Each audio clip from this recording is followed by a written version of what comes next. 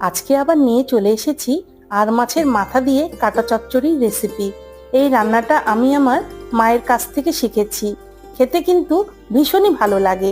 সবার প্রথমে কয়েকটি আলু টমেটো টুকরো করে কেটে রাখছি। এবার মাথাগুলো ভালো করে ধুয়ে নিয়ে নুন হলুদ মাখিয়ে নেব। এরপর কড়াইয়ে সর্ষের তেল গরম করে মাছের মাথাগুলো ঢাকা দিয়ে ভেজে তুলে নেব, না হলে তেল ছিটকে গায়ে আসবে। এখন আলুগুলো সামান্য নুন হলুদ ছড়িয়ে লাল করে ভেজে তুলে রাখছি। এবার ওই তেলের মধ্যে জিরে ফোড়ন দিয়ে পেঁয়াজ লাল করে ভেজে আদা রসুনের পেস্ট দিয়ে নেড়ে চেড়ে টমেটোর টুকরো, জিরে ধনে আদা শুকনো লঙ্কার পেস্ট, পরিমাণ মতো নুন হলুদ দিয়ে কষিয়ে নেব। এরপর তেল ছাড়তে যখন শুরু করবে ভেজে রাখা আলু দিয়ে পরিমাণ মতো জল দিয়ে দেব।